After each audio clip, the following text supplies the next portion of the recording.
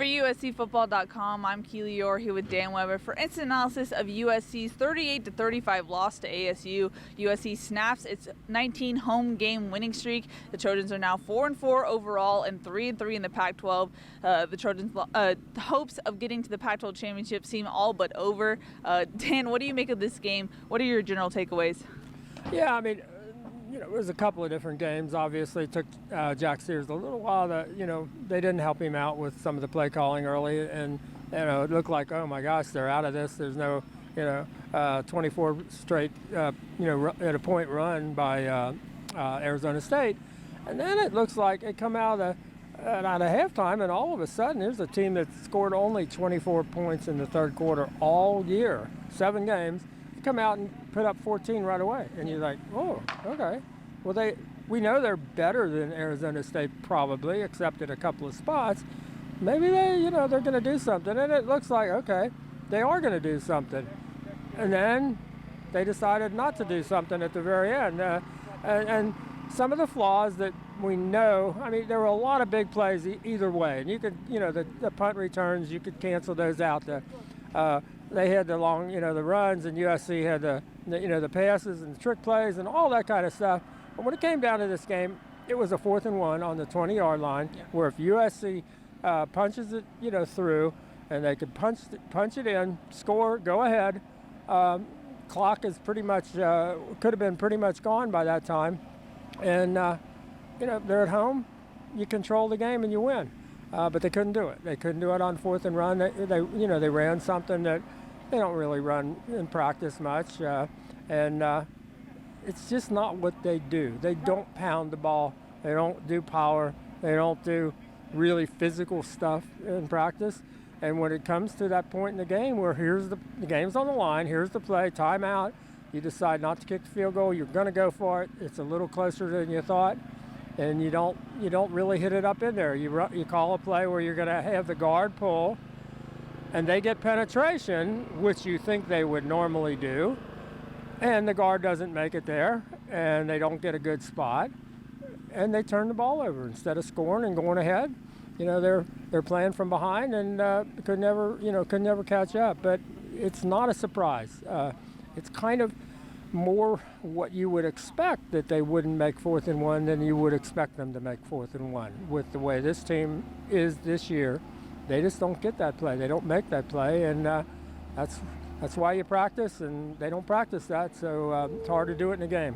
So what do you make of that decision? Now, we talked off camera, and you say if you're going to do it, just do it. I say if you're playing with your third-string quarterback, take the points when you can get them. Where do you lie on this decision?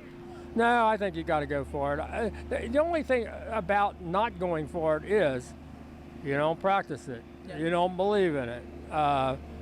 You'd missed the field goal from about that distance last week, so then you've got that situation. Your tie, you can play for a tie, and you can play for overtime, I guess. But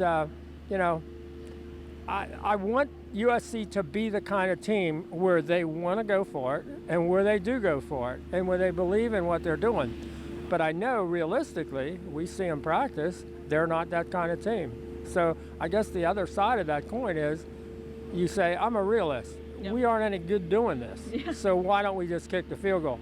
And the crowd didn't want them to kick the field goal, so they kind of listened to the crowd. I do believe that Clay thought it was 4th and 2 originally because the ball was on this side of the field, opposite the bench. And when he realized it was 4th and 1, you think, okay, we ought to be able to get one. Yes, you should be able to get one, but you couldn't, and that's on you. Yeah, the other play that sticks out in your mind after a game like this is the first drive of Jack Sears' career, the first run play. It was an option pitch to Cedric Ware. It was a true read, but that's the play you're calling on your own 25-yard line. It just seems like something that was a little questionable when you're playing Jack Sears in his first go. Yeah, you absolutely do not call that play where it's a true read for the first time in the game. I mean, you're running to the short side of the field, so you're already boxed in a little bit. Apparently, according to Jack, he said they gave us a look on that option that we hadn't expected. So now you've got Cedric and Jack very close to one another. if you're, a quarterback who's run out, if you're like Manny Wilkins or a quarterback who's run out a lot, you probably just tuck it away and say, okay, we'll come back and get you the next time. We won't give the ball away. But for Jack, he tried to make a play, said it was too close. Who that was on, it's hard to say in terms of, running it, running the pitch into the short side. That's a tough play under the perfect circumstances. To ask Jack to do that on his first true option read of his career, no, you don't do that. And as we saw, they were playing kind of in the hole for the whole game as a result of that. I mean, it wasn't the decider. They gave up a 92-yard punt return touchdown. They gave up, a couple of plays where it's short yardage plays and they break them. But USC made up for it, with a couple of their own, big time, plays, explosion plays. So I think the game came down to, if you had to say what's the second play, I think it's the pitch fumble on the read option. So I think those two, you put those two together, you get rid of one or both of them, and it's a whole different game. As you mentioned, it was one of the best third quarters we did see from USC. What did you make of Jack Sears' first start overall? I thought he was pretty good. I thought it was a pretty good effort. I thought, he's got the wheels. They used him.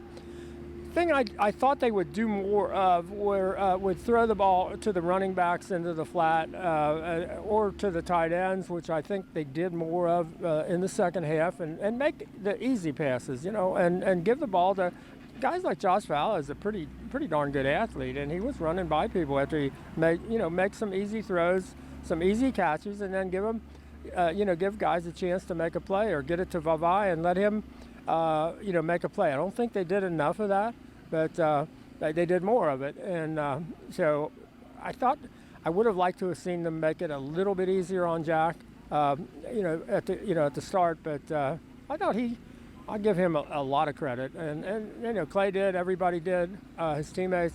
He deserves it. I thought he played with a lot of poise when you think how few reps he's gotten in practice for the last 2 months. So really good job by him. One of the most notable news to come out of today's game is that Talanoa Hufanga, the true freshman safety, is out with a broken clavicle. That safety position for USC is it seems like it's cursed, because at this point they're dropping like flies. Talanoa actually hurt his clavicle on the touchdown play, the last touchdown play that ASU had. He was actually coming in on a safety blitz, and I think he just dove weird or hurt someone on that play. So it's just bad luck for Talanoa Hufanga. We really feel bad for him on that.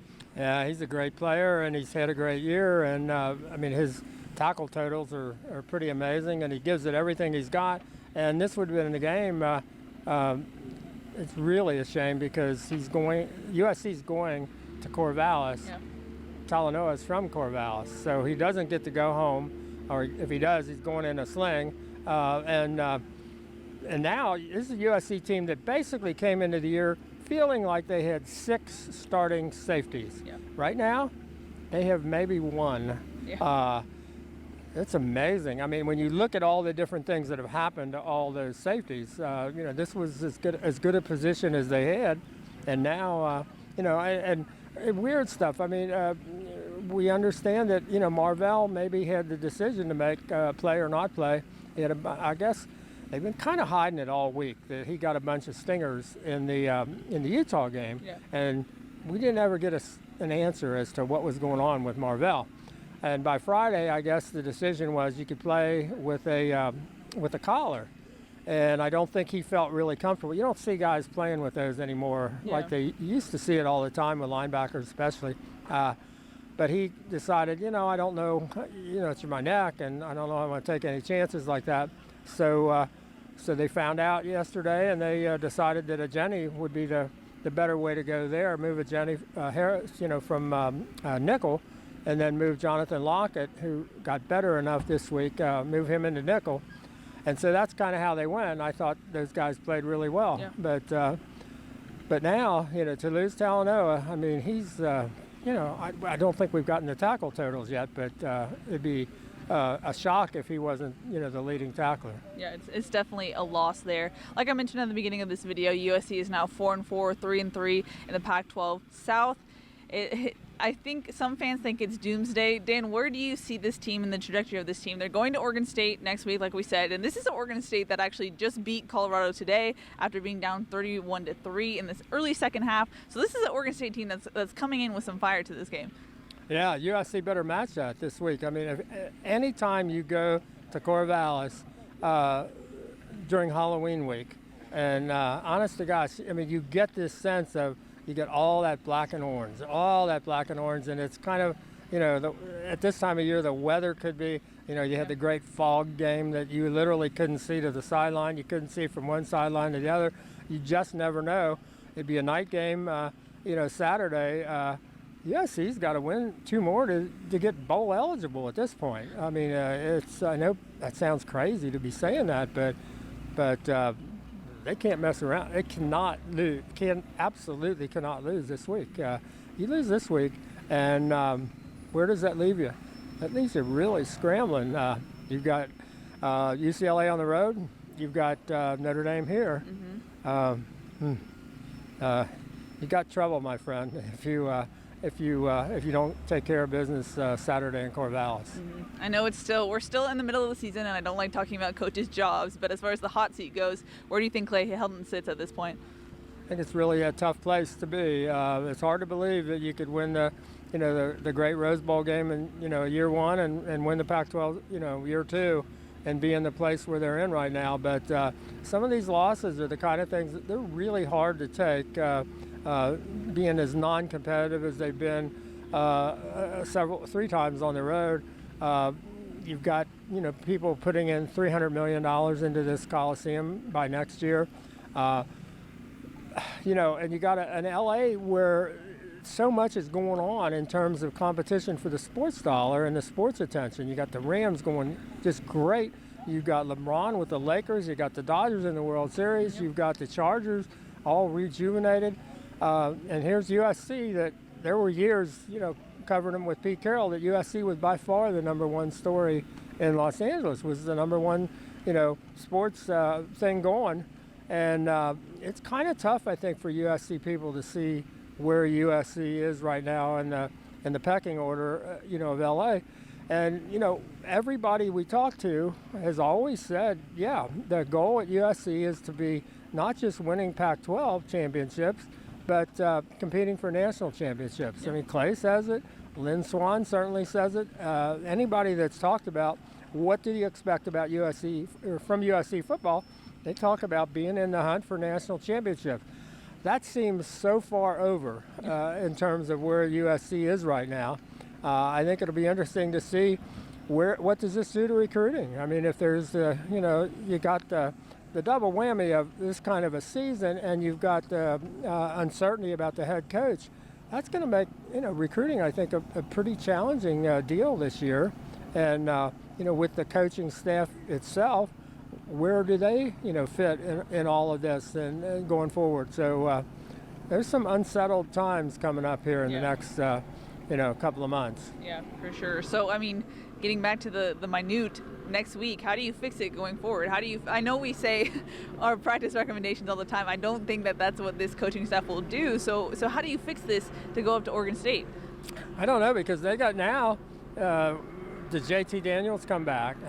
When does he come back? How do you work out now the whole JT Daniels, Jack Sears thing? Yeah. How do you get yourself to be able to run the ball? You've got to be able to run the ball. Now, is Oregon State one of those teams that you ought to be able to run the ball on? Yeah, I mean, a lot of times you say that, and maybe, it's not where you need it to be. I mean, this is a team that if they really wanted to run the ball, they would work at it differently from how they work at it. And so you could say we really want to run the ball on Oregon State, but now you have to work at it. And if this is the week you're bringing JT back, is that the way you work at it? Do you have 2 quarterbacks work at it this week? I think they've got a lot of interesting challenges in terms of decision making this week. I think one of the things you just got to do is get it in their heads that, hey, you better get yourself ready to go to Oregon State. And how often does that happen where you really, hey, you got to be ready? Because people could not have thought less of Oregon State, in the last few weeks, all year, going into the year. And now, you're going to have to scramble for your life to get through this game. And I don't know how they do it, to be honest. Yeah, which is just troubling times at USC for sure. So any final thoughts before we wrap it up here in the Coliseum? No. I mean, I think this is, what happened today was an example of, this was a game that was very winnable. And all the things that, went into losing this game. I mean, they made, some great plays by some of these kids and showed great heart and did a lot of good things, but it's not all put together. This is not a program that has its stuff together. And when you're playing an Arizona State team that badly needed a win, that had 3, one-touchdown losses, and thought they were better than that, and knew that this is a chance to take USC out. And that's one of the difficult things for USC right now. Teams know they can get USC. Utah knew last week. Yeah. Texas knew we can put our foot down, on USC right now. They're not USC that it'll look like a great win, but this isn't a great USC team that we're afraid of. I don't think anybody's afraid of USC right now, physically, just in terms of doing everything right. And so they come into these games thinking, hey man, if we do enough, we can beat these guys. And I guarantee you, Oregon State will be thinking that thought next week. Yeah. And USC has to be able to, do things in these games that remind people, oh, that's the USC team that we used to see. That's how they beat people. They're physical, they're tough, they don't make mistakes, they can run it on you. And we haven't seen almost any of that this year. And until you start seeing that, this isn't going to look like a USC team that you can feel good about. And a lot of games are going to be like this, like, well, they got a chance, they do enough. They don't do enough wrong, they do enough right, maybe, but that wasn't the case today. They did at least one too many things wrong. Yep. All right, that's going to wrap it up from the Coliseum. For Dan Weber, I'm Keely Eure. For more, check out uscfootball.com.